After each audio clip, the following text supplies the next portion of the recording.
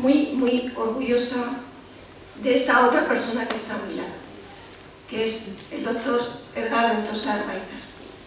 Cuando yo llegué al Colegio de las Matillas en 1986, el primer grupo que tuve de clase de niños de primero, de GB, era la promoción de Edgar. Y le recuerdo muy bien, en la primera fila, rubito, con una mochila vaquera que una vez un ratón que teníamos escondido por la clase, y hoy me encuentro, pues como os digo, aquí presentándola, claramente el discípulo aventajado al maestro, a la maestra en este caso, y de verdad que muy orgullosa y con muchísima ilusión que haya llegado tan alto, con toda la tarea que todavía le queda por delante porque es muy joven, y que sea un valor precisamente de Miranda, ¿no? Que vive en Miranda, que su familia es de Miranda, del barrio de las Matillas, ¿verdad? Bueno, pues demuestra cómo cuando uno quiere, puede, se esfuerza, tiene esa chispa de inteligencia, se puede llegar a lo más alto, ¿no? Edgar, que empezó en las Matillas y luego estudió en Montes Obarenes, el Instituto Montes Obarenes, es doctor en Ciencias Químicas por la Universidad de Burgos, doctorado que obtuvo en 2009. Luego tuvo 10 años de experiencia postdoctoral, de los cuales 6 los pasó en el extranjero, entre Alemania e Inglaterra. Después regresó de nuevo a la Universidad de Burgos como investigador Ramón y Cajal, es que es un premio de mucho renombre, y lo hace dentro del área de la química analítica y también dentro de un centro propio de investigación que tiene la Universidad de Burgos, que es el centro ICRAN, cuya sigla ICCRAM, cuyas siglas en inglés vienen a decir algo así como Centro Internacional de Investigaciones en Materias Primas Críticas para Tecnologías Avanzadas de la Industria. ¿Y cuál es el objeto científico de este investigador, del doctor Ventosa? Pues el almacenamiento electroquímico de energía. En concreto, particularmente, de una manera particular, las baterías. Sus trabajos de investigación se han desarrollado en 20 proyectos con varios contratos en empresas, tanto de proyectos nacionales como europeos, y entre todos ellos destaca el proyecto financiado por la Unión Europea, Mi Battery, ¿no? Que creo que, si no me corregirá él, que tiene como fin lograr diseñar las bases de unas baterías mucho más eficientes, con más capacidad de energía, con mayor vida útil y sin riesgo por la temperatura, ¿verdad? Bueno, pues los resultados de sus investigaciones son 90 publicaciones en revistas científicas, que todo el que se dedique a investigar sabe que eso es dificilísimo, ese número tan alto. Publicar en una revista no significa presentar un artículo y te lo publicamos, sino pasar unos escrutinios severos y así hasta 90 artículos con la juventud que todavía él tiene, ¿no? También es autor de dos capítulos de libros y ha solicitado 5 patentes internacionales. Dice la Universidad de Stanford, que no es cualquier cosa, que a nivel de investigación está entre el 2% más influyente, ¿no? Por su trabajo, por sus investigaciones, por su nivel, participa regularmente en congresos internacionales y actúa también como evaluador para esas revistas científicas, por ejemplo la de Nature, ¿no? Nature. Y desde diciembre del año pasado es gestor de la Agencia Estatal de Investigación, en concreto en el área de materiales, donde realiza pues labores de evaluación y seguimientos a proyectos de I+D+I, tienen empresas, ¿no?, nacionales, investigación, desarrollo e innovación. Y también es responsable de un grupo de investigación reconocido, con mayúscula, que se llaman así a los grupos formales, sistémicos, en los que se investiga sobre determinados, un conjunto de científicos investigan sobre uno o varios temas concretos. En concreto, su grupo es el que se ocupa de un proyecto llamado Proelectro, que son procesos electroquímicos y de almacenamiento de energía. La charla de hoy tiene muchísimo interés práctico porque las baterías están en nuestra cotidianidad y cada vez lo están más, ¿no? Si hace los años 70-80 buscábamos las pilas solamente para el cassette, pues no, ahora tenemos baterías absolutamente en todo. Si nos quedamos sin batería en el móvil nos ponemos nerviosos. Las tablets, los relojes inteligentes, las baterías de los coches eléctricos. Luego es una conferencia muy práctica, aparte de los conocimientos que va a dar específicos, muy práctica para nuestro día a día. Y la conferencia de Edgar Ventosa va a desarrollar esta conferencia en 3 partes. Primero va a hablar de su trayectoria profesional, desde que comenzó sus estudios, como hemos dicho, en el colegio de las Matillas hasta llegar a ser profesor universitario. Después nos va a hablar de las baterías en sí, qué son, cómo funcionan y qué tipos de batería hay. Y por último, por decir así, cuál es el futuro inmediato o a medio plazo de innovación respecto a estos elementos tan útiles y tan de cada día. Entonces, pues nada, yo, como he dicho antes, encantada de aprender. Hoy la maestra toma apuntes. Y nada, que vamos a disfrutarlo seguro. Lo va a hacer súper claro y súper pedagógico y práctico. Y nada, Edgar, cuando tú quieras. Vale, muchas gracias, Isabel, por la presentación, y yo, con vuestro permiso, me pongo de pie porque no soy capaz de dar una charla 45 minutos ahí sentado. Bueno, en primer lugar y ante todo agradecer a la Fundación Cantera Burgos por organizar este evento y bueno, por su labor en promocionar esas iniciativas con carácter social y cultural, y en particular a Laura Preciado, que es quien ha movido los hilos desde la sombra y es responsable de que hoy esté dando la charla aquí. En segundo lugar, pues daros las gracias a vosotros por sacar ese ratito y venir. Para mí es un honor, estoy súper contento de que haya venido tanta gente. Un honor, estoy súper contento por 3 motivos. El primero es porque uno, cuando prepara una presentación, siempre espera que venga alguien a escucharla. En segundo lugar, porque bueno, es la primera charla que doy en mi ciudad, entonces siempre es un evento especial. Y en tercer lugar, porque es una divulgación sobre ciencia y en especial sobre baterías, y el hecho de que venga gente y que muestre interés por la ciencia y la innovación, creo que es súper importante para nuestra sociedad. Creo que la innovación es el motor para convertirnos en una sociedad más moderna, desde un punto de vista social, pero también económico. Entonces, creo que es muy importante que se reconozca por la población, porque yo creo que para los políticos es difícil invertir en investigación, ya que es una inversión a medio largo plazo en la que normalmente uno no recoge los frutos que siembra, lo recoge el siguiente. Entonces, claro, a los políticos es difícil sembrar para que recojan los demás.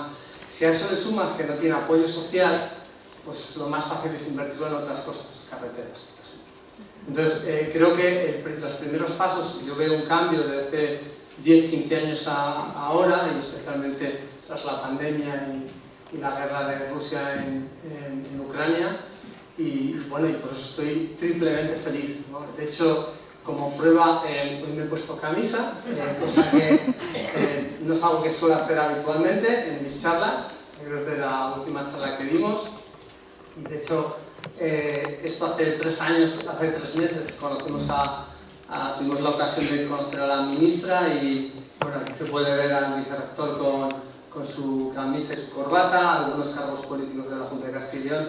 Y bueno, los científicos tendemos a vestir de una forma un poco más informal. Entonces, os garantizo que estoy contento, y de hecho por eso me he puesto camisa. Y un detalle bastante curioso es que me ha salido una calentura esta noche, cosa que me recuerda a mis años cuando tenía examen y te pones nervioso y te sale la calentura, o al principio cuando tenía que salir al extranjero y dar charlas delante de científicos internacionales. O sea que es, digamos, una doble confirmación de que estoy orgulloso de estar hoy aquí, me hace mucha ilusión esta charla.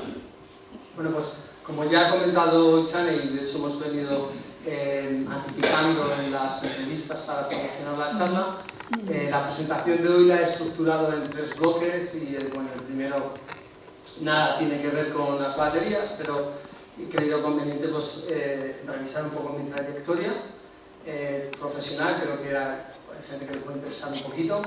Y luego, bueno, las 2 siguientes patas un poco de formación profesional, porque nosotros en la universidad somos personal docente e investigador, por lo tanto tenemos una parte de docencia y una parte de investigación. Ya aprovecho pues, para decir que es que por esa razón nosotros los profesores en la universidad no tenemos vacaciones en julio o, por ejemplo, no tuvimos vacaciones ayer porque tenemos gran parte de nuestras obligaciones son de investigación. Cuando no hay clase tenemos que investigar, o deberíamos. Entonces, comenzamos con mi trayectoria y, bueno, básicamente aquí quería dar una doble visión y quería comenzar con la versión oficial, que es básicamente la que ha resumido Ichane y la que podéis encontrar pues en las redes sociales o buscando un poquito en internet. Y bueno, y básicamente es como una persona se convierte en profesor de universidad, ¿no? Saliendo de las matillas.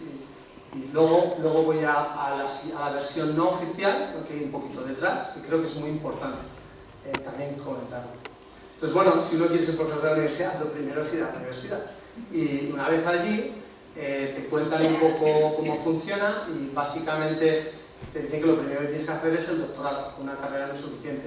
Entonces, lo importante, o por lo menos en mi época, era sacar buenas notas durante la carrera, porque eso te iba a dar acceso a una beca para acceder al doctorado.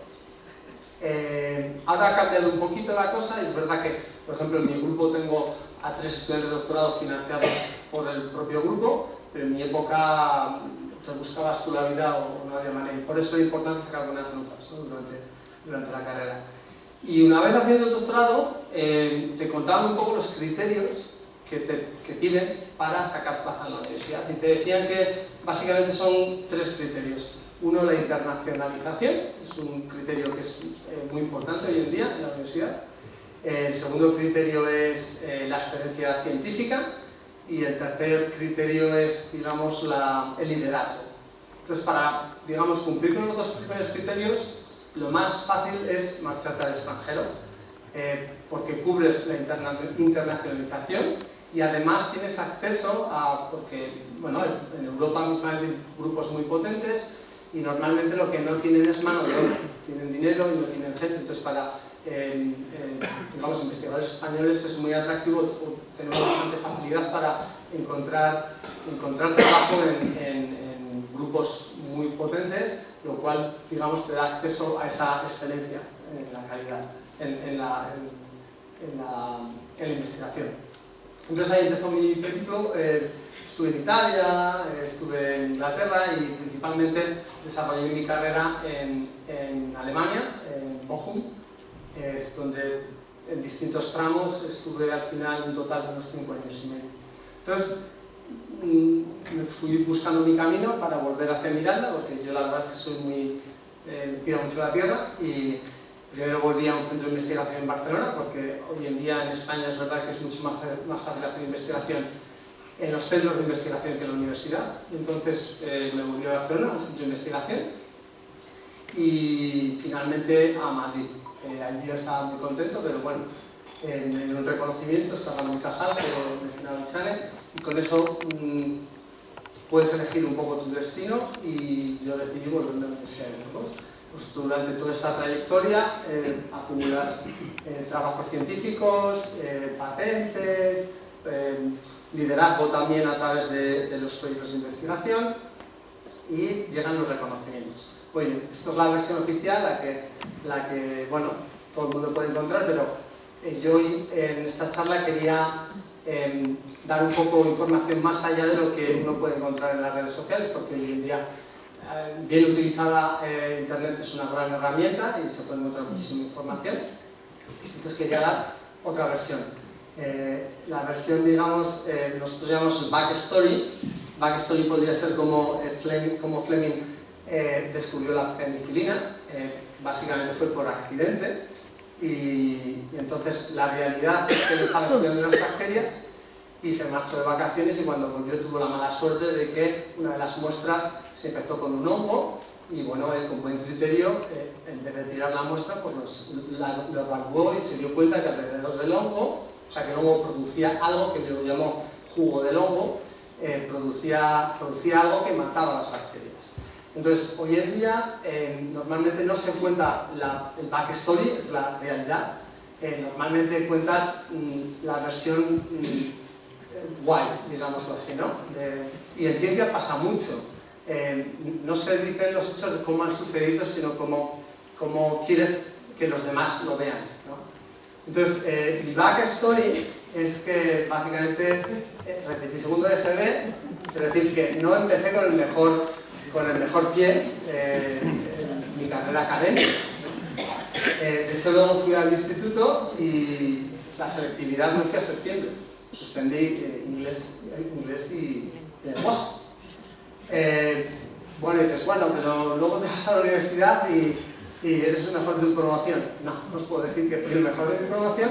Hay una chica muy buena que se llama Delia, que ahora es profesora en Granada, que esa chica sí que era una fiera, y no fui el primero de mi promoción. Y dices, bueno, pero has viajado mucho y bueno, no lo he disfrutado. La realidad es que intenté volver a España sin éxito en muchas ocasiones. Y es que de verdad que intenté volver, porque es verdad que bueno, yo tengo un grupo de amigos muy cercano, tengo la familia, mi mujer de hecho es de aquí de Miranda, y bueno, pues quiero decir que no es porque no estuve en el extranjero disfrutándolo, ¿no? Y me he movido mucho, pero nunca he sido el mejor en los grupos en los que he estado, ¿no?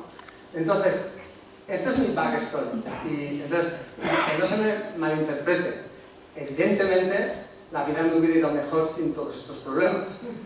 Pero a pesar de ello, he conseguido llegar a ser profesor en la universidad. Entonces, mi conclusión es, y yo creo que se puede extrapolar mi carrera científica a cualquier otro ámbito, y yo creo que era importante recalcar mi caso porque igual la gente piensa un profesor de universidad, persona súper completa y súper, ¿no? Y dices, bueno, cualidades hay que tener, pero como en cualquier otro caso hay que tener suerte y mucho esfuerzo. En mi caso la suerte, pues he tenido mucha suerte por muchos lados. Por ejemplo, elegir químicas básicamente por exclusión, porque era lo que tenía cerca y lo que me quedaba en septiembre, y luego que se me diese bien y me gustase mucho, eso es suerte. Pues que tuviese una estabilidad emocional, porque mi mujer empezamos con 15 años y es verdad que eso también influye. Bueno, que luego en Alemania mi jefe me tratase muy bien, que bueno, o sea, son una serie de factores en los que hay veces que igual no te das cuenta, pero bueno, en la suerte es un factor súper importante. Y el esfuerzo, el sacrificio, eso sí que es verdad, que yo, sobre todo, a ver, el trabajar muchas horas tal vez no me ha dolido tanto, porque digamos que es lo que me gusta, pero tantos años fuera, a pesar de lo que pueda parecer, no me han gustado, ¿no? Entonces me ha supuesto un gran esfuerzo. Bueno, pues dejamos atrás la trayectoria y nos movemos hacia la parte central de la charla, que es intentar transmitir los conceptos básicos de cómo funciona una batería, ¿no? Y antes de meternos un poco en faena, quería dedicarle un par de minutos a esta diapositiva, porque esta diapositiva la venimos usando en el grupo desde hace ya unos cuantos años, desde antes de la pandemia, ¿no? Entonces, esta diapositiva justifica un poco, trata de justificar por qué las baterías son importantes y por qué nosotros trabajamos en baterías. Entonces, el enfoque que le veníamos dando era desde un punto de vista de sostenibilidad. Es decir, el modelo energético no es sostenible y eso es así. Es decir, hay indicios por todos los lados, desde los glaciares hasta las sequías, o sea, el cambio climático, contaminamos muchísimo.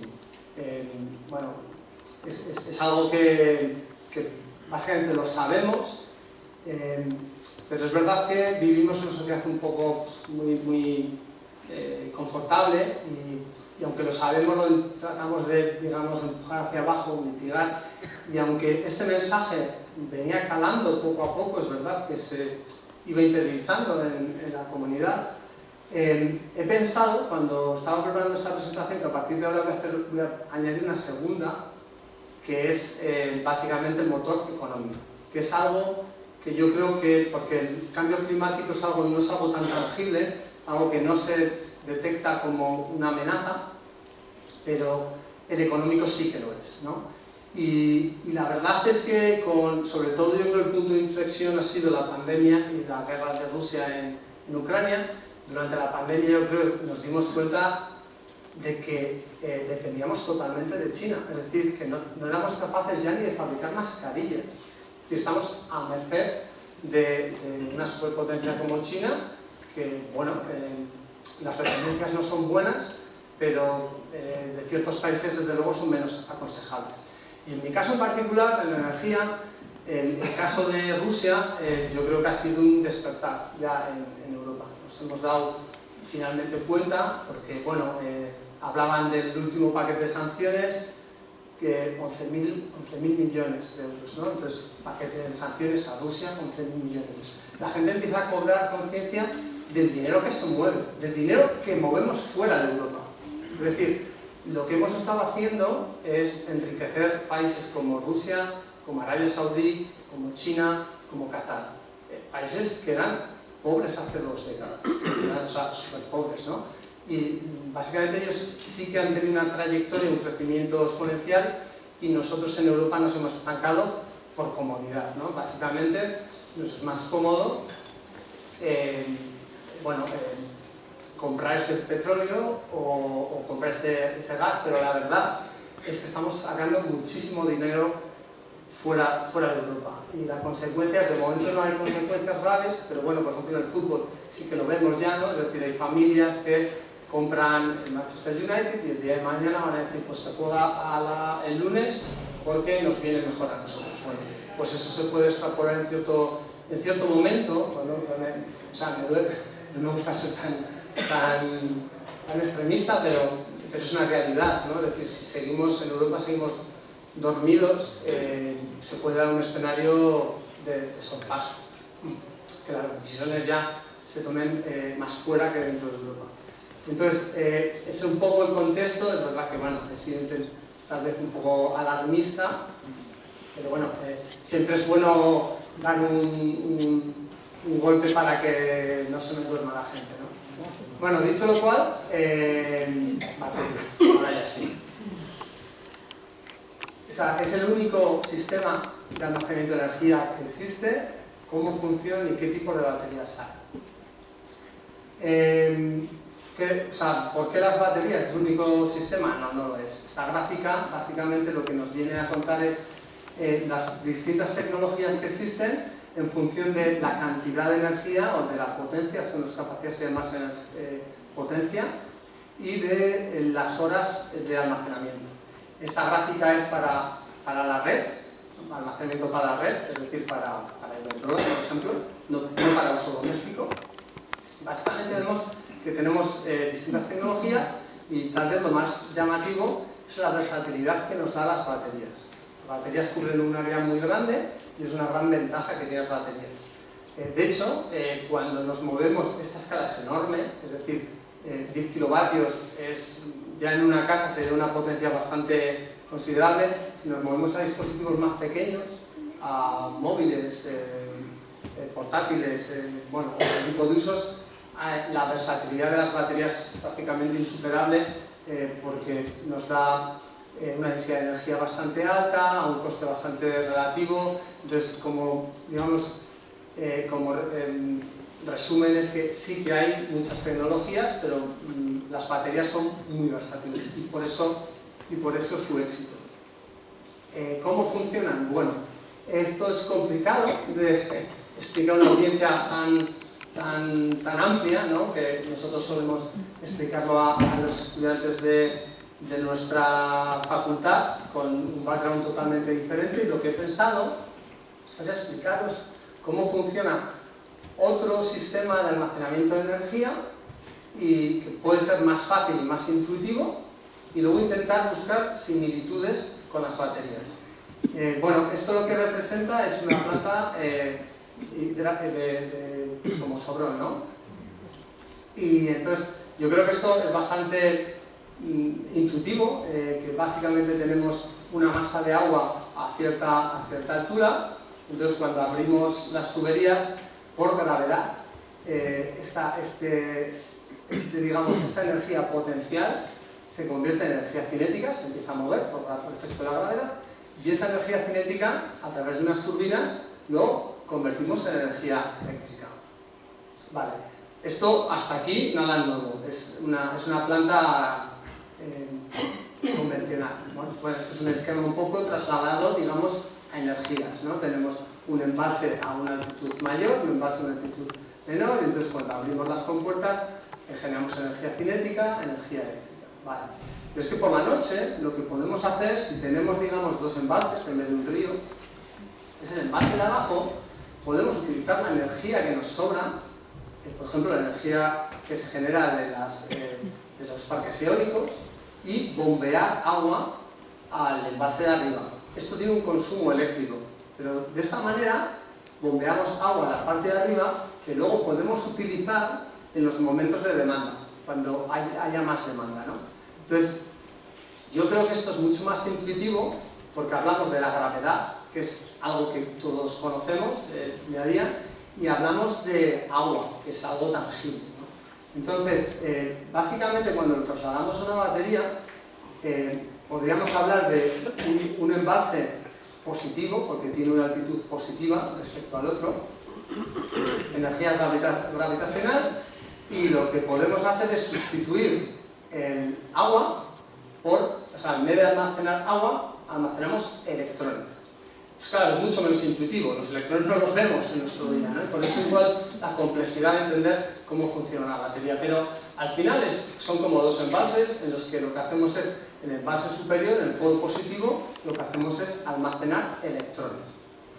Entonces, estos electrones, básicamente lo que hacemos es cuando conectamos los dos embalses, hay un flujo de electrones, y ese flujo de electrones alimenta nuestro dispositivo.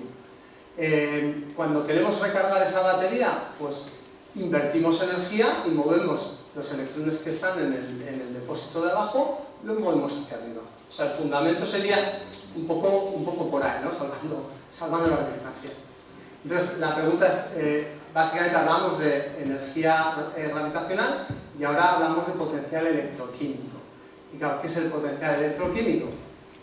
El potencial electroquímico son potenciales que tienen, diferentes potenciales que tienen los elementos. Y la manera de explicarlo tal vez sería la facilidad que tienen los elementos para ceder electrones o para captar electrones. Aquí os pongo varios ejemplos que la gente puede estar familiarizada, como es el cloro. El cloro se usa como para descontaminar, y básicamente la razón es que es un agente oxidante. Hablamos de agente oxidante cuando tiene mucha facilidad para reducirse, es decir, que arranca electrones de su alrededor. Toca una bacteria y le arranca electrones a esa bacteria para convertirse en cloro. ¿Por qué? Porque es mucho más estable en esta forma. Tiene mucha tendencia a coger electrones. El oxígeno es muy oxidante. Es mucho más estable en su forma reducida, digámoslo así. Es el oxidante por excelencia, ¿no?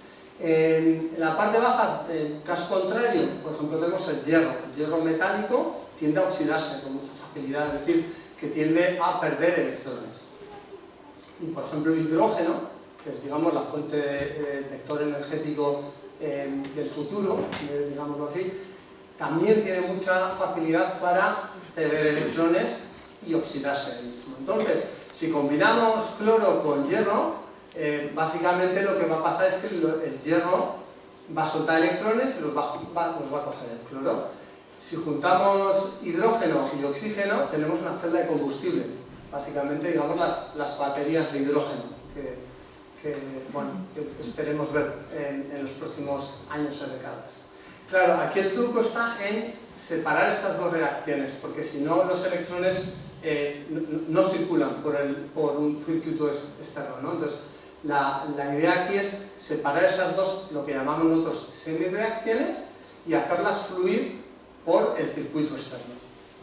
Bueno, además, aprovecho ya para decir que, porque es que yo soy electroquímico de formación, y es una área de la química pues, que ha sido devaluada o que no se le ha prestado mucha atención y que ahora es verdad que está teniendo bastante empuje, porque lo tenemos en nuestro día a día en un montón de aplicaciones, en corrosión, en las celdas de combustible, almacenamiento de energía, en sensor de glucosa, en transporte de oxígeno en nuestra sangre. Entonces, bueno, aprovecho ya para decir que la temática no puede hacer promoción de nuestro campo, que lo necesitamos, la electroquímica. Entonces, cuando trasladamos eso a un dispositivo, básicamente lo que tenemos ahora en nuestros pantanos sería el polo positivo y el polo negativo, es decir, aquí tenemos almacenados nuestros electrones, y lo que va a pasar es que A básicamente se va a oxidar, va a ceder electrones, van a encender nuestra bombilla y los vamos a inyectar en el polo positivo, donde básicamente el compuesto se va a reducir, es decir, va a captar los electrones. Para mantener la electroneutralidad, es decir, porque aquí estamos generando cargas positivas y negativas, básicamente necesitamos un electrolito. Un electrolito es un agua con sal, ¿no? con iones. Entonces, básicamente, aquí tenemos, por ejemplo, un protón que lo que haría es moverse hacia el otro lado para mantener la electroneutralidad. Es decir, un dispositivo, una batería, tenemos polo positivo negativo, uno que almacena, digamos, almacena electrones, y otro que recoge esos electrones que los conectamos externamente con un circuito eléctrico y que los conectamos iónicamente con un electrolito. Y normalmente lo que hacemos es poner aquí un separador eléctrico para que no se toquen estos dos polos, porque si no los electrones no pasarían por aquí, sino que directamente pasarían por aquí. Bueno, durante el proceso de carga hacemos básicamente el proceso en contrario. Aquí básicamente lo que hacemos es arrancar los electrones. No le gusta, a ver, no le gusta mucho, prefiere tener los electrones, pero se le puede arrancar esos electrones. Lo que hace falta es invertir energía. Esos electrones se mueven por el circuito externo y los inyectamos en B. En A. A le gusta más estar en A2+, prefiere estar oxidado, pero si le damos un aporte de energía, podemos conseguir inyectar electrones ahí, ¿vale? Entonces, básicamente es el funcionamiento de una batería. ¿Qué tipo de baterías hay? Pues tenemos muchas. La primera y digamos la más famosa es la pila Daniels, que está formada por cobre y por zinc. Básicamente, cuando tú tienes una sal, como en vez de agua del mar, tú tienes el sulfato de cobre y tienes una chapa de zinc, espontáneamente lo que pasa es que el cobre básicamente se reduce, coge electrones y el zinc los cede. ¿Vale? En este caso es un poco contraintuitivo porque los electrones se mueven hacia arriba, al revés que el agua, ¿no? Pero bueno.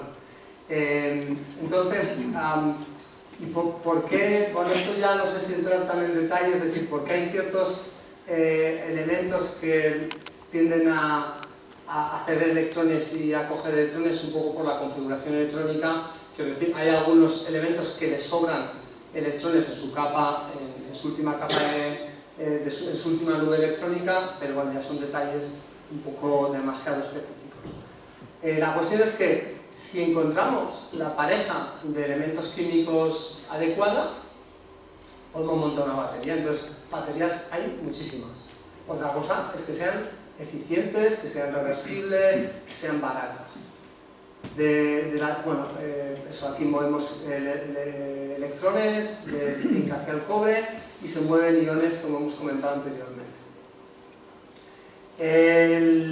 Esta sería la batería primaria que estoy usando, de hecho, aquí en este dispositivo, la batería de un solo uso. En esta batería lo que tenemos es manganeso en estado de oxidación +4, que le gustan coger electrones y espontáneamente, o sea, tiende a reducirse, a captar electrones. Y el zinc, como hemos dicho antes, está, digamos, más cómodo en su forma oxidada. Entonces, básicamente, en estas baterías de un solo uso, tenemos zinc y manganeso, elementos súper abundantes y súper baratos, y por eso son tan baratas esas baterías, ¿vale?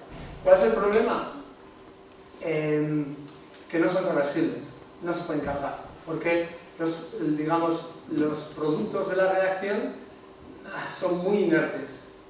Aquí se forma un óxido de zinc, aquí un óxido de manganeso, que es muy difícil que la reacción vuelva hacia atrás, ¿no?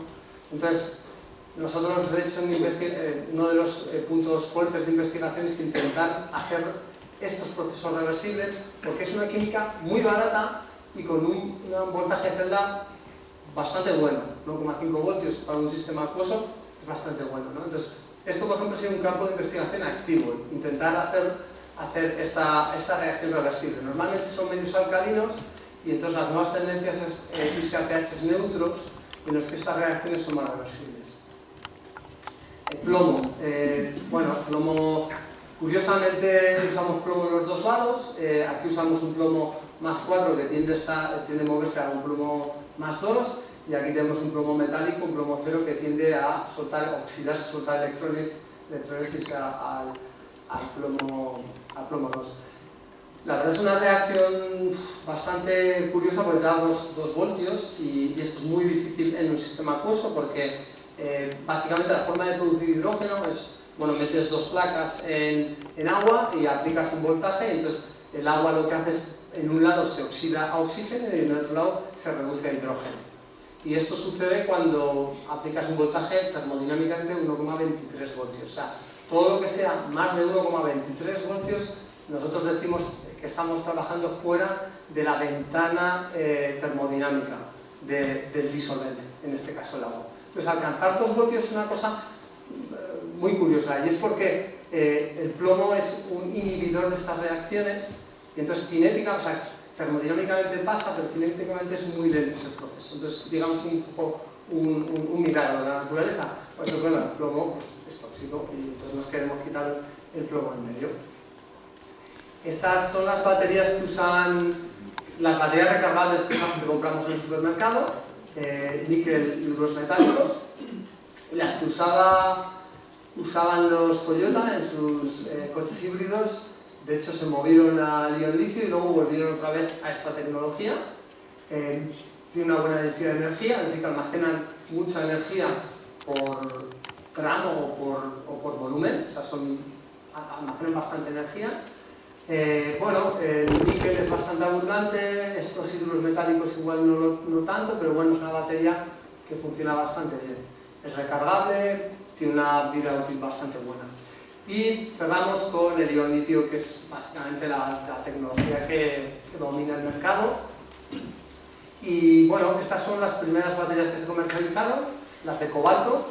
Cobalto es un material crítico, entonces una de las líneas de investigación activa es cómo eliminar el cobalto, porque se produce, está muy centrado en ciertos países como el Congo, y sustituir el cobalto por otros metales como el manganeso o el níquel, ¿no? Pero bueno, el funcionamiento de cualquier batería de litio es bastante general, es bastante similar. Tenemos grafito que ha intercalado litio, entonces básicamente este grafito litiado tiende a soltar un electrón y un ion litio que lo coge nuestro óxido metálico. Entonces el óxido metálico lo que hace es, en este caso sería más 4, pasa a estar en estado más 3, se reduce, es decir, coge un electrón que lo ha soltado el grafito litiado y se mueve un ion litio. El ion litio lo que hace es moverse, es esto, al principio se llamaba rocking chair. Rocking chair es una silla balancín, de la típica de las películas americanas, porque el ion litio realmente lo que hace es moverse. No tenemos litio metálico dentro de una batería de ion litio, lo que tenemos es el ion litio que se mueve de un electrodo a otro para mantener la electroneutralidad. Y la gran ventaja que tiene el ion litio es esto, un voltaje de celda de 3,7 voltios. Es decir, que necesitamos 3 baterías de las clásicas para igualar el voltaje de una batería de ion litio. Entonces, claro, evidentemente pesan menos porque necesitas una. Entonces, básicamente la densidad de energía, es decir, la cantidad de energía por unidad de masa o por unidad de volumen de este tipo de baterías viene de ese voltaje. Y viene ese voltaje con un coste. El coste es que no podemos usar agua, porque ya hemos dicho que a partir de 1,5 voltios empieza a evolucionar hidrógeno y oxígeno. Entonces usamos disolventes orgánicos, que básicamente lo que nos permite es ampliar esa ventana. Bueno, con sus inconvenientes, ¿no? Que todos hemos oído las noticias, que si un Tesla se ha prendido fuego, o hace años, esto pasaba con los portátiles y con los móviles, igual hace 10-15 años que algún móvil o algún portátil que prendía fuego. Y eso es por el disolvente orgánico que tiene dentro. Y bueno, esto quería incluirlo igual porque es el tipo de información que nosotros recogemos. Básicamente, una batería normalmente trabaja a corriente constante, es decir, la cantidad de electrones que pasa por segundo es más o menos constante, y entonces lo que hace la batería es el voltaje de la celda empieza a evolucionar durante la carga y durante la descarga. Entonces esto sería básicamente de cero, vamos metiendo electrones, vamos metiendo carga, y entonces básicamente estos perfiles se utilizan pues para muchas cosas. Por ejemplo, la diferencia entre el valor medio de carga y el valor medio de carga te da idea de la resistencia interna, porque básicamente sea ley de Ohm, resistencia interna. Nos sirve para saber el estado de carga de la batería, es decir, que si nosotros nuestro móvil, bueno, esto no es ion litio, esto es de hecho manganeso zinc reversible que estamos trabajando en mi grupo, pero bueno, es lo que tenía más a mano. Si nuestro móvil lee que nuestra batería está a 1,1 voltio, te dice que está descargada y que tenemos que enchufarla. Básicamente, si lee un voltaje de 1,8 voltios, te dice que la batería está cargada. Es decir, esta es la manera en la que el dispositivo sabe si nuestra batería está cargada o descargada, y es la herramienta que nosotros utilizamos para evaluar el rendimiento de nuestras baterías, porque nos da mucha más información, eficiencia coulombica, eficiencia energética, etc. Bueno, pues hasta ahí la docencia, y ahora pues me gustaría tocar un poco innovación, porque yo creo, o sea, estoy muy orgulloso de lo que hacemos en Burgos.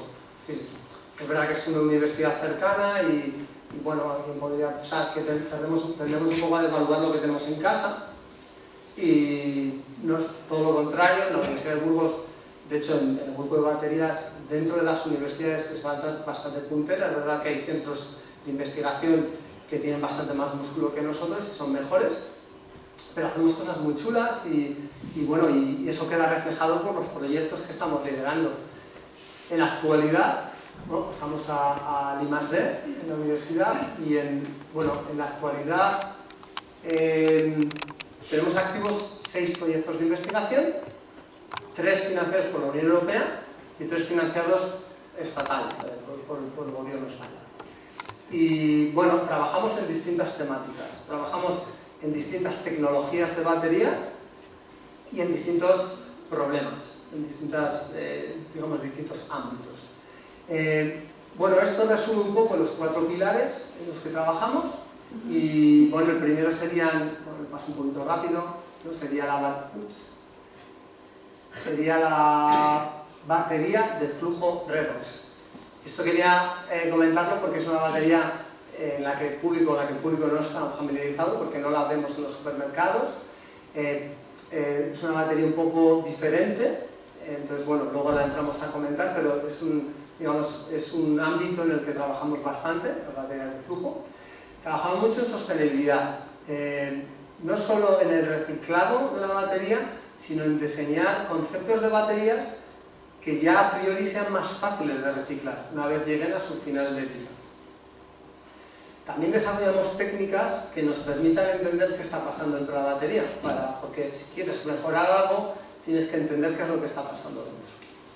Y finalmente, pues desarrollamos conceptos innovadores, tecnologías que no existen. No tengo tiempo para... Ay, esto creo que... Vamos a ver si me funciona. No, bueno. No, además es que no. Bueno, esto simplemente era una animación de la Universidad Técnica de Múnich, que bueno, que hacen las cosas, tienen más dinero, hacen las cosas más bonitas, es que aprovecha su trabajo para mostraros cómo funciona una batería de un litio, ¿no? Pero bueno, yo creo que sería un poco repetir lo mismo que ya hemos hablado. Entonces Sí, pero bueno, me tengo que salir y tal. No pasa. Y así, además, como juega el Madrid hoy, pues igual así hacemos un poco más rápido. Bueno, independientemente, o sea, las baterías de litio vienen en distintas formas. Por ejemplo, la cilíndrica, tipo batería AA. Estas son las baterías que usa Tesla. Tesla usa baterías como, bueno, 7000 baterías, pero así como de las chiquitinas, de las que tenemos en mando. Hay baterías prismáticas y los pouch que llamamos, que bueno, son como unos lingotes. En cualquier caso, encontramos siempre tres elementos, digamos, el electrodo positivo, el electrodo negativo y un separador que separa a los dos, que evita el contacto eléctrico entre los dos y que tiene un poquito de electrolito. O sea, esa membrana sería como un cacho de tela empapado, digámoslo así, ¿no? Y luego, básicamente, si nos centramos o hacemos un esquema de lo que podemos encontrar, o sea, básicamente esto es un corte transversal, tenemos aquí el colector de corriente, que básicamente es, por ejemplo, el papel de cocina, el papel de aluminio. Esto es lo que utilizan las baterías de litio en el electrodo positivo, y algo parecido pero de cobre.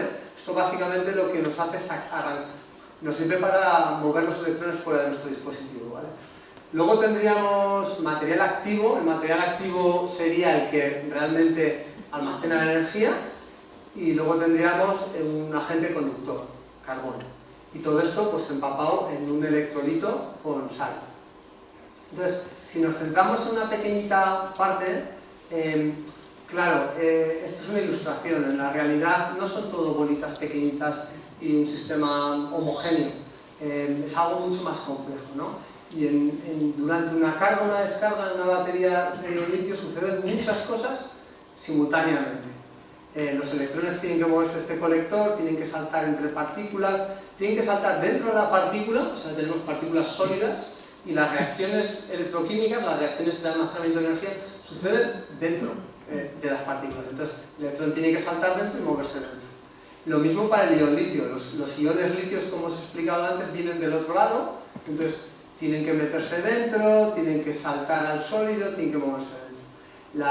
Lo que os quiero resumir un poco con todo esto es que suceden muchas cosas simultáneamente en un sistema que no es homogéneo, porque las partículas cada una tiene un tamaño, cada una tiene una forma, unas características, ¿no? Entonces, en uno de los proyectos europeos, lo que básicamente viene es, o sea, cuando usamos una técnica convencional para analizar digamos, estos electrodos, la respuesta que conseguimos es una respuesta media de miles de partículas en 1 centímetro cuadrado. Pero claro, no todas las partículas se comportan iguales. Puede ser que el rendimiento esté limitado por 4 partículas. Entonces queremos saber cuáles son esas 4 partículas, intentar, digamos, evaluar el comportamiento de cada una de esas partículas. Porque igual en unos sistemas funcionan mejor las partículas grandes, o las pequeñas, o las medianas, ¿no? Cuando usamos técnicas convencionales no sabemos cuál es la que funciona mejor. Entonces, en este proyecto, lo que es un proyecto financiado por la Unión Europea, lo que hacemos es utilizar técnicas de microscopía de barrido para intentar evaluar esas partículas de forma individual.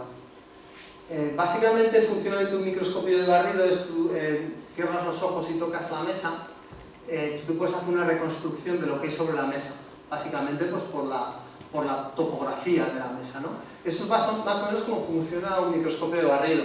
Tienes una puntita y entonces escaneas en X y en Z la superficie, y luego digamos, el ordenador reconstruye qué tienes ahí. Entonces hay distintas técnicas en función de qué usemos aquí, en esta puntita, ¿vale? Y nosotros en nuestro caso son en microscopios de barrido electroquímicos. Esto ya existe. Claro, ahora el problema es que os he comentado antes que las baterías de ion litio utilizan disolventes no acuosos, disolventes orgánicos. Una batería de ion litio no puede entrar en contacto con agua, no puede tener humedad, no puede tener oxígeno. Por lo tanto, se ensamblan en condiciones secas y se trabaja siempre, nosotros en el laboratorio, en cajas de guantes, que llamamos. Estas cajas básicamente están llenas de un gas inerte, argón o nitrógeno, y excluyen totalmente la presencia de oxígeno y agua. Entonces, aquí en este proyecto, el problema es que tenemos que adaptar toda esta tecnología, meterla dentro de la caja de guantes y hacerla funcionar. Lo cual pues, tiene su nivel de complejidad, ¿no?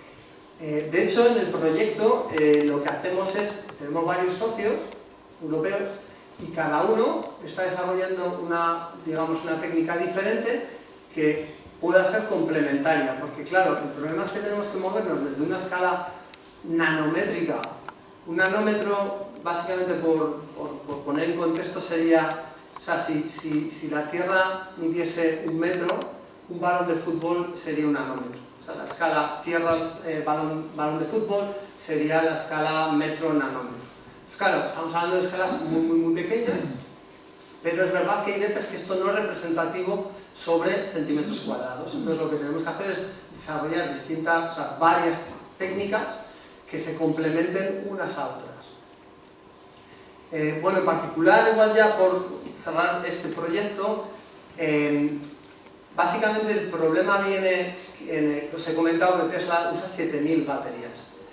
A ver, cuando tú fabricas una batería hay un control de calidad y ese control de calidad en el caso de un móvil no es tan drástico. Es decir, si te salen 2 baterías malas de cada 7000, pues bueno, tampoco es un gran problema. Ese móvil en vez de durarte 6 años te dura 3 o incluso hasta te lo pueden cambiar dentro de la garantía.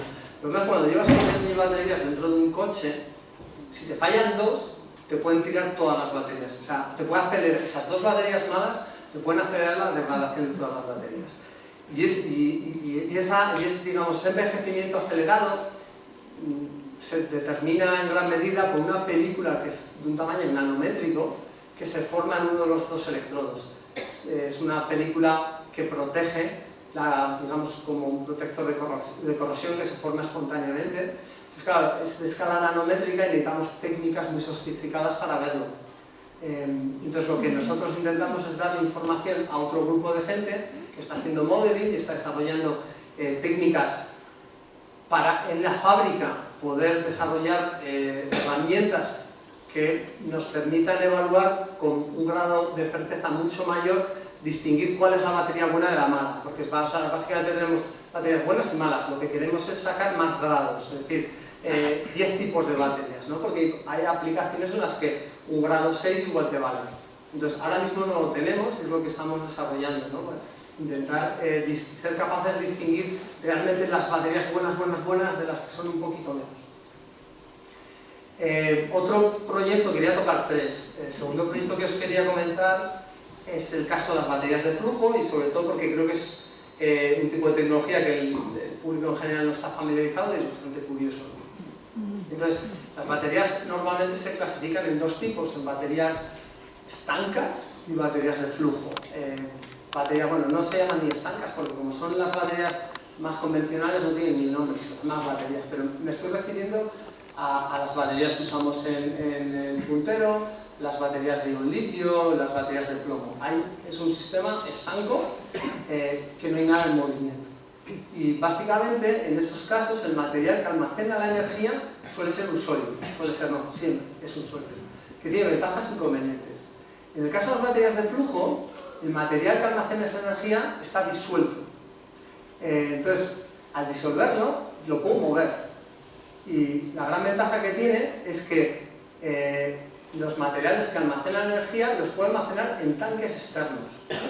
Y digamos que los bombeo a través de un reactor electroquímico, que aquí es donde se produce la conversión de energía, y de esta manera desacoplo energía y potencia. Esto básicamente es lo que pasa en un motor. La potencia depende del tamaño del motor y la energía depende del tamaño de tu depósito. Tú puedes tener coches que tienen un motor muy grande, mucha potencia y poca autonomía, o viceversa. Puedes tener coches con un motor chiquitín y que tengan mucha autonomía. En el caso de las baterías de ion litio no es posible. no hay que se desacople. Si tú quieres tener más autonomía, tienes que poner más baterías. Inmediatamente tú tienes más potencia. Más potencia que igual no te interesa. En un coche urbano, ¿para qué quieres 250 caballos? Bueno, en realidad no es que quieras los caballos, lo que quieres es la autonomía. Lo que pasa es que no se puede descalcular. En este caso sí, y es una gran ventaja, sobre todo a la hora del almacenamiento de energía estacionario. Estacionario quiere decir en la red, para un parque eólico, por ejemplo. Y bueno, como comento aquí, la ventaja es que desacople la potencia de energía y que, claro, tienes acceso directo al material activo. Es mucho más fácil, digamos, corregir ese material o incluso sustituirlo si llega ese momento, ¿no? En una batería, digamos, más convencional, estanca, los materiales que almacenan energía serían sólidos y no se mueven.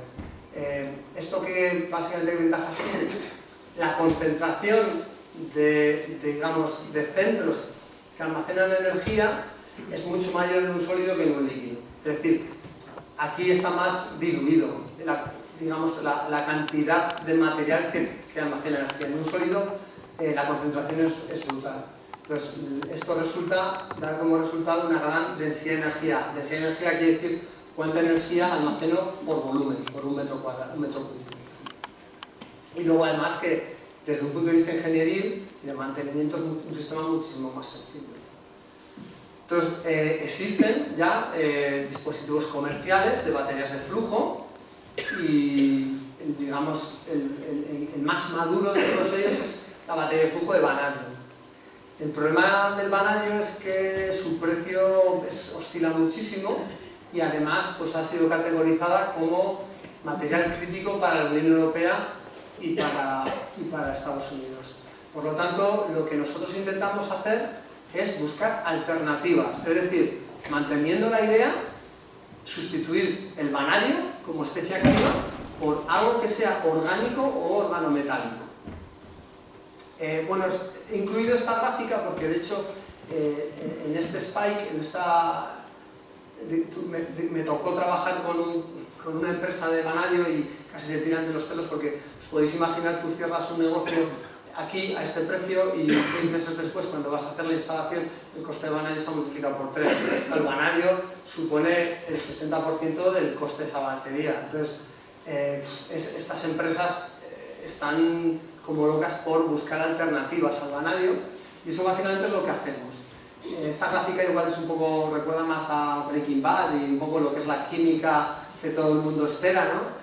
Y básicamente he cambiado los ejes, aquí es potencial electroquímico, antes en las gráficas anteriores estaba en el eje Y y básicamente aquí lo que tenemos es materiales que nos sirven para electrón positivo, es decir, que ceden electrones con mucha facilidad, y aquí tenemos materiales que se pueden utilizar para electrón negativo, es decir, que captan electrones con mucha facilidad. Bueno, lo que intentamos hacer es desarrollar compuestos nuevos o mejorar los compuestos que ya existen. Por ejemplo, pues en este caso, este es el metilbiológeno que ya se conoce, pero bueno, que no dura tanto como debería, entonces pues intentamos modificar la estructura, intentamos desarrollar técnicas para estudiar in situ qué es lo que está pasando, los mecanismos de desgradación, y luego tenemos el proyecto europeo que está basado en esto, pero va 2 pasos más allá y técnicamente es bastante más complejo, no tengo tiempo para explicarlo hoy. Y por último, el último caso que quería comentar es el caso de la sostenibilidad. Trabajamos en buscar métodos de reciclado de baterías más eficientes, pero también en diseños de conceptos de baterías que sean ya más fáciles de reciclar ya de partida. Entonces, claro, la idea es ¿por qué es difícil de reciclar una batería de litio? Bueno, este es el esquema de la economía lineal de una batería de ion-litio. Básicamente todo empieza extrayendo los metales. Aquí distingo entre el material activo, que es el material que realmente almacena energía, pero necesitamos muchos más elementos, como por ejemplo el papel de cocina, el aluminio o el cobre, que serían, digamos, necesarios pero no son activos. Bueno, básicamente aquí producimos los materiales, ya los ensamblamos en fábrica, utilizamos la batería, nos deshacemos de ella. Bueno, pues necesitamos apostar por la economía circular y el problema viene aquí. Esto quiere decir el triturado de la batería. He dicho que es un sistema estanco y los materiales críticos como el cobalto, por ejemplo, o el litio, están encerrados dentro, porque básicamente esas partículas las hemos pegado a ese papel de cocina y lo hemos sellado. Entonces, para acceder a ese material lo tenemos que triturar.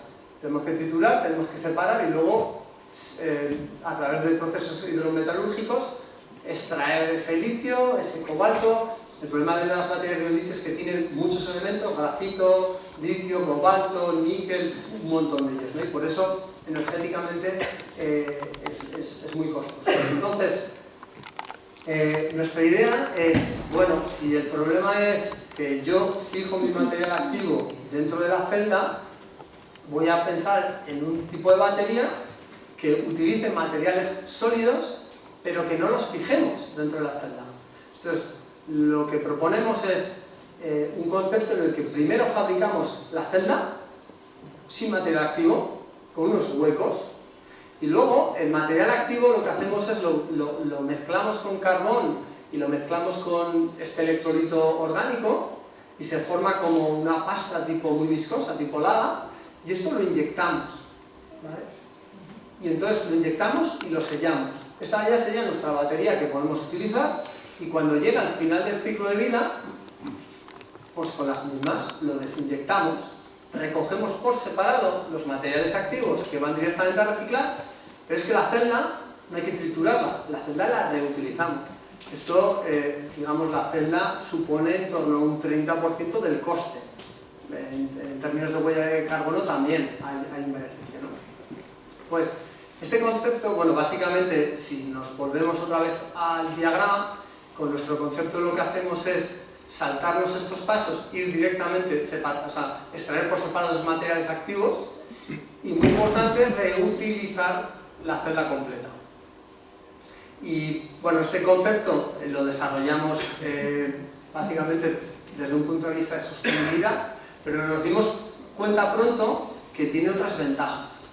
Y, por ejemplo, una de las ventajas es para aplicaciones en las que necesitamos baterías con ciertas formas o baterías estructurales.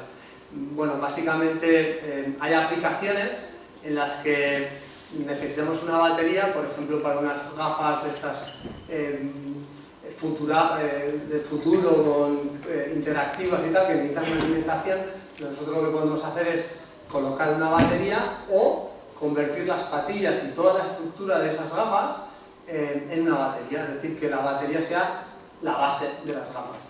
Lo mismo se puede aplicar a una bicicleta, que también hemos hecho logotipos, o sea, hemos hecho prototipos, y bueno, aquí, claro, la U, el logo de la U es nuestra, digamos, nuestra prueba de concepto, ¿no? Entonces, hay aplicaciones en las que nos interesa que la batería tenga una forma específica para integrarlo fácilmente en el dispositivo, y eso es muy difícil de conseguir con las baterías convencionales. Entonces, claro, nosotros al desacoplar o al separar la fabricación de la celda y la inyección, lo que nos permite es, mediante fabricación aditiva, fabricar lo que es la celda con una forma determinada y luego inyectarla con ese semisólido que hablamos, que lo bueno que tienen los líquidos es que rellenan todo el espacio que queda dentro. Entonces, con esto hemos desarrollado también un concepto nuevo que le llamamos semi-conform, o sea, baterías fácilmente conformables en forma. Y por último, destacar otra aplicación de estas, digamos, estas pastas en baterías de zinc-aire. Bueno, el aire lo tenemos en el ambiente, entonces si lo usamos en el electrodo positivo, digamos que es gratis, y lo que podemos hacer es zinc en el electrodo negativo, que el zinc nos va a ceder electrones, y esta técnica lo he inventado yo, por supuesto que no, llevan 30 o 40 años intentando desarrollar. El problema es que es difícil de recargar esta batería, falla en la recarga. Baterías primarias ya existen, por ejemplo las de los audífonos suelen ser baterías de zinc-aire, El problema es que no es reversible electroquímicamente. Nosotros lo que proponemos es recargarla mecánicamente. Es decir, yo inyecto mi pasta de zinc con carbón, la utilizo y cuando termino, por ejemplo en un dron, cuando termino de utilizarlo, lo desinyecto y vuelvo a inyectar una pasta nueva. El zinc, digamos, se genera muy fácilmente por un proceso muy maduro que se llama electrowinning y es muy fácil de obtener, digamos, de reducir el zinc, que sube del zinc 2+ a zinc metálico. Eso es muy fácil. Se puede utilizar energía renovable para producir zinc metálico y entonces el zinc se convertiría en nuestro vector energético. O sea, se habla del hidrógeno como vector energético, el cual está muy bien, pero es verdad que trabajar con un gas es muy complicado. Ya todos habéis oído, me imagino, los problemas del almacenamiento del hidrógeno, y el problema es que es un gas. Y luego a la hora de utilizar un gas también es más problemático.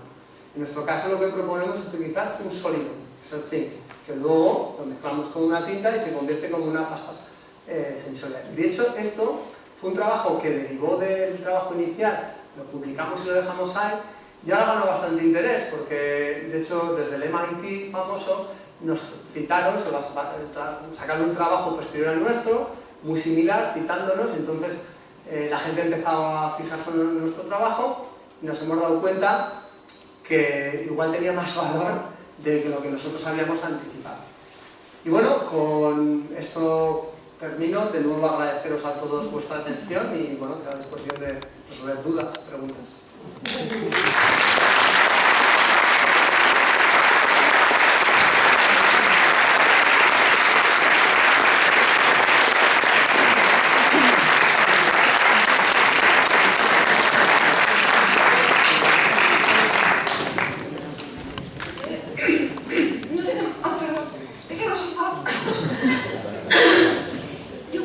Las preguntas en voz alta, aunque no tengamos.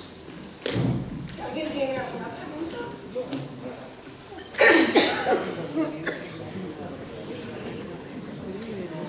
No habéis estado atentos. No, tenemos dos preguntas, pero están un poquito lejos. Aquel chico de allí del fondo va primero. Y luego con el micrófono. No, que se oye. Se me oye bien, creo. Sí, yo sí. Yo tengo buena voz. Yo sí que oigo. Vale. Una cosita, porque pues está comentando, vale, el claro y el proyecto de repensar las baterías para su posterior ciclado y demás. Lo que no sé es qué se está mirando, qué se está moviendo sobre la reutilización de todas las que tenemos ya hasta ahora y que no se han fabricado y todas las que se van a fabricar hasta ahora. Reutilización, el reciclado, vale, sabemos, es el problema del triturado y todo eso. Pero muchas baterías, lo que decía, que se tiene para instalaciones, con las potencias, con lo que sea, se podrían luego reutilizar para otra tecnología que necesite menos potencia, pero más autonomía, como hemos dicho, como has comentado antes y demás. Entonces, no sé qué se está moviendo para eso. Me ha parecido muy buena idea o muy buen sistema en la primera, el primer proyecto que has comentado, que sería el medir la calidad de las baterías. Porque claro, yo cuando voy a reutilizar una batería no sé exactamente en qué nivel está y cómo la podría o en qué tecnología la podría reutilizar. Entonces no sé cómo se está mirando eso. No sé si sabéis o si el primer proyecto lo habéis lo estáis enfocando para más eso o algo más cositas. Sí, bueno, la pregunta es básicamente que, por si alguien no la ha escuchado, es que las baterías que dejan de ser útiles para ciertas aplicaciones, por ejemplo coche eléctrico, la batería, las garantías se suelen dar al 80%, es decir, que cuando una batería almacena menos del 80% del inicial, esa batería se la da técnicamente por muerta. Pero claro, le queda el 80%.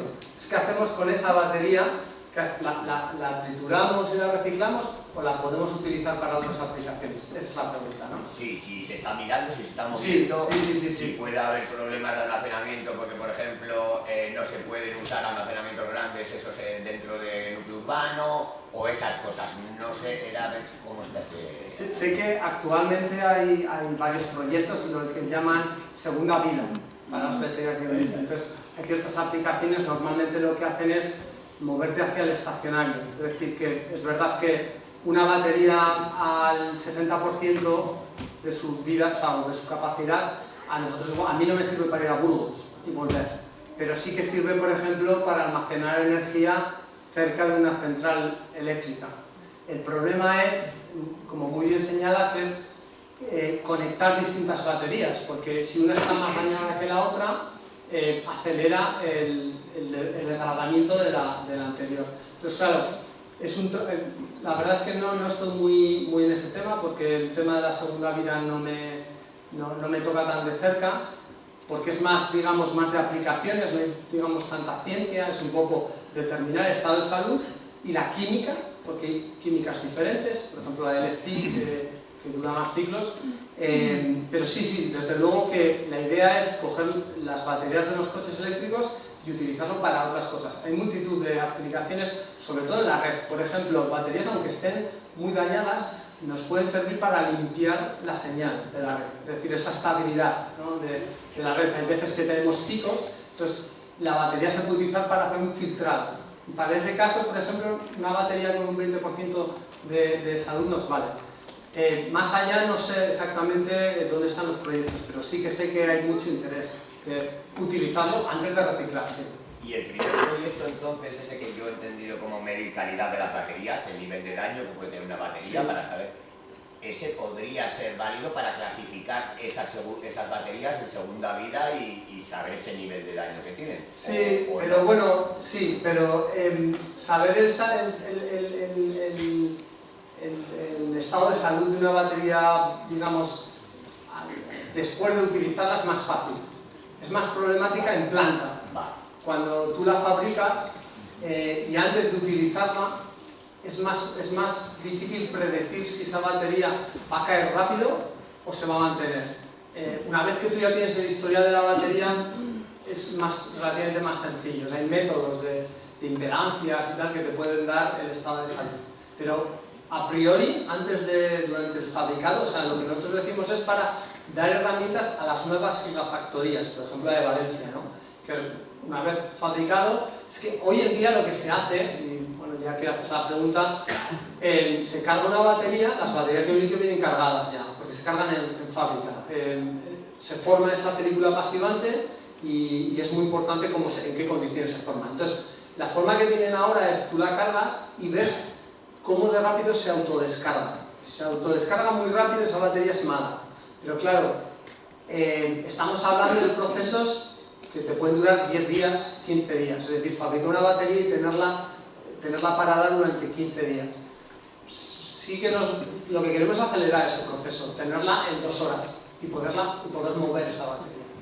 Entonces sí que es verdad que a posteriori es un poquito más fácil. Y hay muchos proyectos, es decir, que eso sí que la Unión Europea quieren utilizar, porque la electromovilidad es muy particular, es decir, que es muy importante que tengamos carga, pero para otras aplicaciones no lo es tanto. Sí, cuando se habla, por ejemplo, de las baterías de ion de litio o de las de litio ferrofosfato, esas nuevas que también son un poco más seguras y tal, cuando uno quiere, digamos, prolongar la vida útil de esa batería, bien sea en un coche, bien sea en un patinete o en un móvil, que puedes ver bien la carga que tiene. Y siempre se habla de que para prolongar el uso sean de entre el 80 y el 20, si digamos que lo queremos mejorar, se puede decir que, por ejemplo, para un uso de una moto eléctrica o un coche eléctrico, puedes mejorar la vida útil de esa batería y decir, bueno, pues la voy a programar yo para cargar y descargar entre el 40 y el 60, porque para hacer 40 km al día me vale.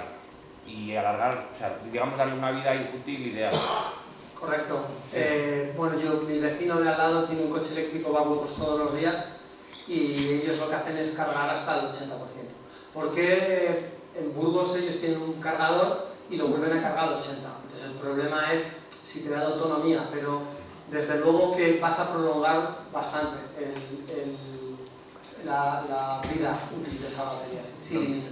Lo mismo, por ejemplo, que para cuando si no vas a usar ese vehículo que sea durante mucho tiempo, digamos, la batería ¿dónde está más cómoda? ¿Al 80, 20 o al 50 es la posición más cómoda de esa batería?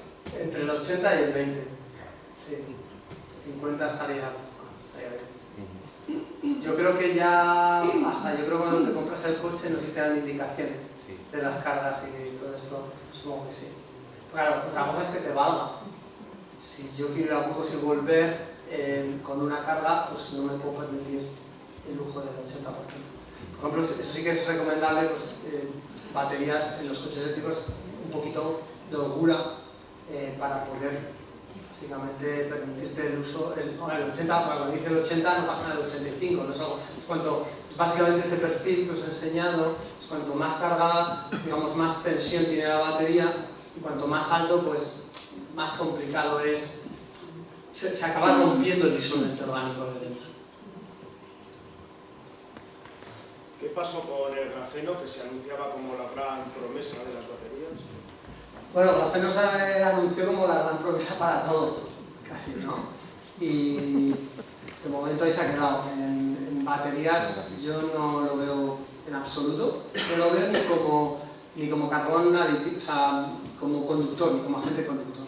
En supercondensadores sí, porque tiene una área superficial muy alta y una alta conductividad, entonces se podría aplicar en supercondensadores y puede ser que tenga futuro, y sobre todo para transistores y aplicaciones un poco más sofisticadas. Para baterías no. O sea, todas las noticias que leo de grafeno no, es que ni pincho.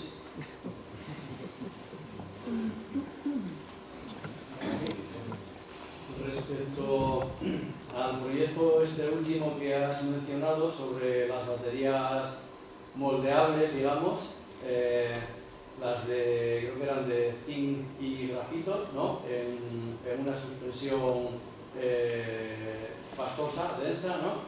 Mi pregunta es, si una vez agotada la carga de cualquier modelo de batería de esas, se extrae ese fluido de dentro, eso lo puede hacer el propio usuario, extraer eso y tener una especie de recipiente, un bote, digamos, ¿no?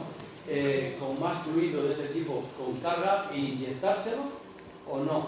Y ese fluido que se extrae una vez que ha agotado su carga eléctrica, ¿es otra vez, sirve otra vez para volver a recargarlo o ya pasa a tener que ser reciclado de alguna manera? A ver, las baterías, digamos, libres de forma, que también es otra manera que las llamamos, no necesariamente tienen que ser aire-zinc. De hecho, nosotros hemos hecho distintos prototipos y puedes elegir una química en la que sea electroquímicamente reciclable. De hecho, esa batería que tenía la forma de la UBU, esa es una batería de zinc manganeso recargable, y básicamente tú la puedes recargar 100, 200 veces como una batería normal, ¿no? O sea, básicamente tú lo sellas y eso es una batería normal de una forma. Por otro lado, he mostrado lo del el zinc aire. En ese caso sí que el zinc se comporta como un vector energético, entonces la idea es que vendan cápsulas, ¿no? Claro, esto estamos hablando, nosotros en investigación hablamos de TRL, que es el nivel de madurez bajísimo, es digamos, una idea, un prototipo de laboratorio.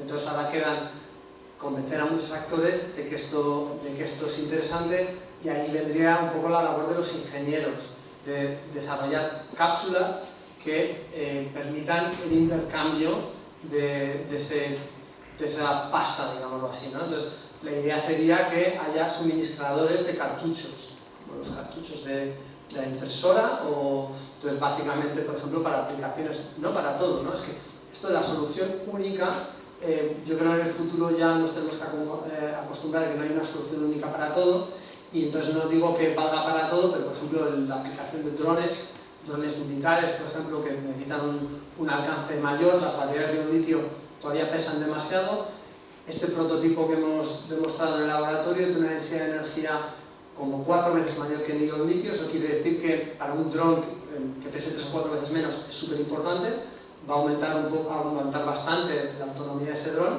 Entonces, la idea es esa, ¿no? Que al dueño de esos drones se le vendan cartuchos de una manera fácil de sustituir, automatizada. Pero eso no lo tenemos. De hecho, ahora mismo lo que hacemos es inyectar con jeringuilla. O imprimimos ciertas, con la impresora 3D, ciertas jeringuillas, pues, bueno, para facilitar la inyección, ¿no? Pero eso está todavía muy verde. Sí, la idea sería esa, tener una pasta fresca que inyectas, utilizas y luego la tienes que sustituir. Se lo devuelves al proveedor y el proveedor te da, pues, como una gasolinera, ¿no? Lo único que la gasolina no devuelve la gasolina utilizada, lo emites a razón de 20 kilogramos de CO2 por 100 kilómetros, en este caso se lo devuelves para reutilizarlo. Bien, en un país como el nuestro, en el que se produce energía en momentos determinados, ¿no? Con el sol durante el día o en los momentos de viento con la eólica, el problema es cuando no se puede consumir, qué hacer con ello, ¿no? Uno de ellos es lo que comentabas tú ahí de los pantanos y esto, ¿no? De volver a consumir para volver a regenerar posteriormente. Otro de ellos también que se utiliza es la fabricación de combustible, ¿no? Con el hidrógeno, fabricando con ese excedente de energía, fabricar hidrógeno, que es un combustible que también se puede utilizar después. Pero también otro reto que tenéis los científicos e investigadores es el acumularlo en baterías de gran capacidad de acumulación, ¿no?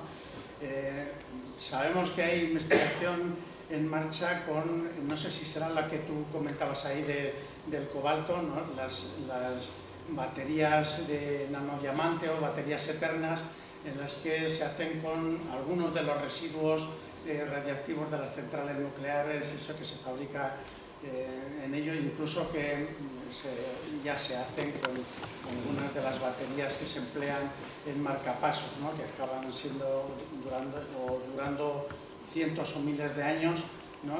Y por lo tanto pues no requieren mantenimiento, ¿no? Y otra parte de lo que te comentaba ahí el compañero del grafeno, también sabemos que sobre todo Japón está centrado mucho en el grafeno de tercera generación para fabricar baterías de ello, que igual no es del todo desechable, ¿no? Tú sabrás más, que habrás andado más estos caminos, pero en fin, esas son líneas que algunos de nosotros estamos intentando ver también qué hacer con ellas, ¿no? Japón y Europa. Europa tiene un flagship es una bandera, había 2 banderas, que uno es el cerebro artificial y otro era el grafeno. Se invirtieron muchísimos, 1.000 millones creo, en un programa a 10 años, porque en Europa sí que se hacen las cosas un poquito mejor, y el resultado es el flagship. Creo que para ciertas aplicaciones, pero eso del grafeno vale para todo, no lo sé. Baterías de ion-litio es muy complicado. Una de las razones es básicamente el grafeno se ha querido utilizar como sustituto del grafito, ¿vale? Pero es que ese electrodo negativo es en el que se forma esa película pasivante y de hecho durante la primera carga de la batería se consume de forma irreversible parte de la carga y la cantidad de energía de forma irreversible que metes depende del área superficial de ese material. En el caso del grafeno, el área superficial es enorme, es una de las ventajas. En el caso de las baterías, cuando tú aplicas una batería es una desventaja. Entonces yo lo veo muy difícil. Ahora, que luego lleguen los electrolitos sólidos en la próxima década, pues no lo sé, ¿no? Pero yo grafeno no lo veo, la verdad es que no lo veo. Y luego lo de las baterías estas con radiactivos, yo no conozco. No sé si... Hay veces que se le llama batería a un acumulador de energía. Pero una batería hay una reacción electroquímica por definición, es decir, hay un proceso de intercambio electrónico en una sustancia química Y entonces ahí yo ya no sé si realmente se trata, porque no, es que es desconocimiento, no había oído de este tipo de sistemas de almacenamiento. Lo podemos discutir igual cuando terminemos, pero parece interesante.